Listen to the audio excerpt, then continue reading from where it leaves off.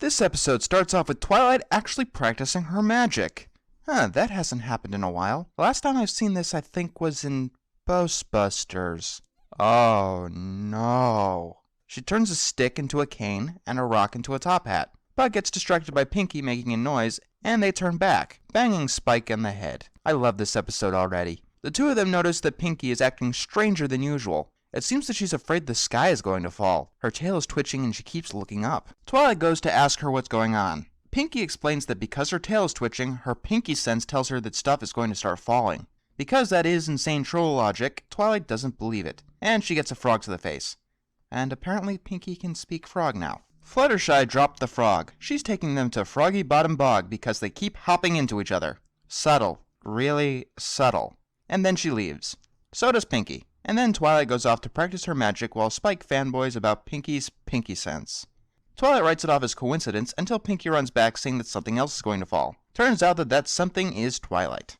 Twilight still doesn't believe Pinkie's nonsense. Applejack comes by and apparently she firmly believes in Pinkie's sense. Pinkie comes back and says that her ears are flopping. She doesn't tell us what that means, just that Twilight is going to need a bath. And then she gets splashed with mud. Twilight is taking a bath and Pinkie starts explaining about her Pinkie sense. From what I can gather, it's like rheumatism multiplied by 10, on steroids, on ecstasy, on meth. But that's just what I got. We learn of a few different ticks that have nothing to do with anything, and Pinkie pulls an alligator out of the tub. This is Gummy, Pinkie's pet toothless alligator, who has absolutely nothing to do with this episode. No, seriously.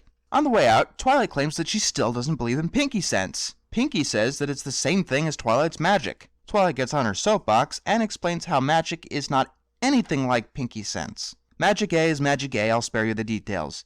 Pinkie then explains that sometimes she gets combos that make Pinkie sense even more confusing. This combo that she gets right here means that some pony is going to get hit with a door.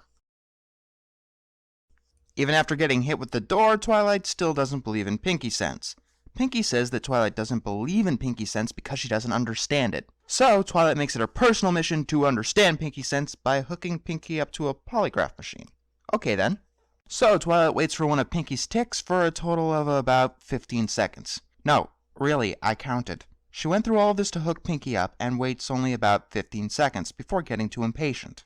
Transitions! Use them! Pinkie says that sometimes you should just believe in things, even if you can't understand them. And this is the problem that everyone has with this episode. That's a terrible moral. Luckily, Twilight doesn't buy into it, until Pinkie frustrates her. She's hungry, so Twilight detaches Pinkie and has completely given up. And then Twilight gets hit with another door. No, she still doesn't believe in Pinkie sense, but is now once again determined to figure it out. If my scripting sounds confused, this episode is confused. We cut to Fluttershy, who's dropping her frogs off. And then back to Pinkie Pie, who is sniffing flowers. No, I don't know why that was necessary. Twilight is spying on Pinkie in safari gear. She wants to get to the bottom of Pinkie sense once more, and Fate decides that it hates her because every time Pinkie gets her Pinkie sense, Twilight gets some sort of karmic abuse. Because cartoons, that's why. We find out later that Pinkie knew all along that Twilight was spying on her, but didn't tell her because it would have ruined Twilight's fun. Twilight angrily walks up, and Pinkie's whole body starts shaking. This means that there's going to be a doozy, and it's going to happen at Froggy Bottom Bog, which means that Fluttershy might be in danger, so every pony heads there, with Twilight still being skeptical, but she still goes on for the ride. They get to Froggy Bottom Bog and find that Fluttershy is alright. They're totally relieved. Twilight gloats that Pinkie sense was wrong. And then they get attacked by a Hydra. No, I'm not making that up. They seriously get attacked by a Hydra, and it looks pissed. So they all start running, and Fluttershy tells a frog that she's sorry. Well, that's kinda dark. The run is filled with some intense action until they get to a cliff. They need to jump across it or the Hydra is going to take them out. Fluttershy is a callback to Dragonshy and jumps across. Pinkie and Applejack jump across while Twilight distracts the Hydra, and she's actually pretty successful. But when Twilight runs back to the cliff, the Hydra takes out the stones the others used to jump across. It's a good thing that Twilight could teleport or else she'd be screwed. Twilight! You have to jump! No, she doesn't. She knows how to teleport. You have to take a leap of faith! So, you're telling me that Dave Polsky watched Dragonshy, but he didn't watch Applebuck season where Twilight was teleporting every 10 seconds for no apparent reason. Or maybe he had Twilight conveniently forget her abilities so she could have a spur of idiocy. Yeah, she makes it across, but it doesn't change the fact that what she did was stupid. Then Twilight learns that the Hydra wasn't the doozy, and she evolves into Rapidash. Huh? But what? The Hydra wasn't the doozy? How could it not be the doozy? What could be doozier than that? Dunno, but it just wasn't it.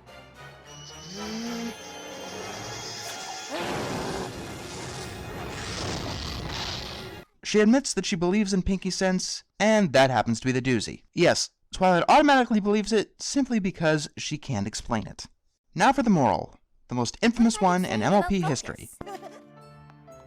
I am happy to report that I now realize there are wonderful things in this world you just can't explain, but that doesn't necessarily make them any less true.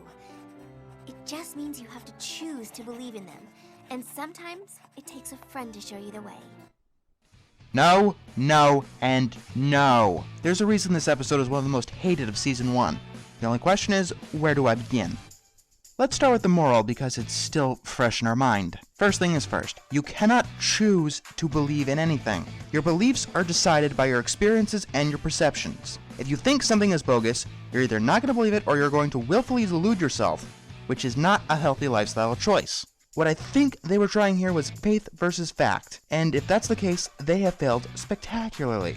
There are 1,000 ways they could have done this better, like maybe Twilight manages to disprove Pinkie's sense, leading Pinkie into a depression, thinking that she's no longer special. Twilight, feeling guilty, fabricates Pinkie's sense, and kids learn that they should accept other people's beliefs because they might be important to that person. And that was just off the top of my head. Another complaint is Pinkie's sense itself, as in it's never really explained. I said it was like rheumatism. What's rheumatism? Basically when old people say the weather's getting damp because their elbow hurts or something, they've got rheumatism. Of course, this is rheumatism injected with cartoon logic. It would be excusable, but they don't explain it, which is a shame because Pinkie's sense could have been something pretty cool. The only thing that lasts after this episode is that a twitchy tail means something is going to fall. So yes, this is a terrible, terrible episode, and I love it. What? First of all, just because I find something critically bad doesn't mean I can't find it enjoyable. I am allowed to like bad episodes, or vice versa. You are too. Just because you like something that the critics don't, doesn't mean there's anything wrong with your taste. And a lot of people like this episode, along with me. Just look on the TV Trove's Best Episode nominator. Why do I like this episode? This episode is just straight up funny. Dave Polsky is a flat-out slapstick writer, and as long as he stays away from the big morals, I really don't have a problem with him. He also has the habit of interjecting the funniest and weirdest dialogue in his episodes. So in conclusion, feeling Pinkie keen. I love the episode, but I'm not giving it a damn thing.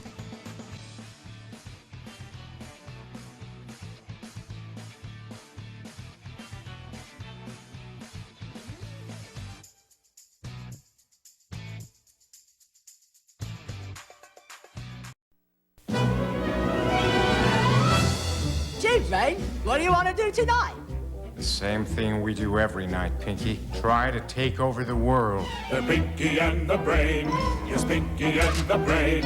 One is a genius, the other's insane. They're laboratory mice, their genes have been spliced. They're Pinkie and the Brain.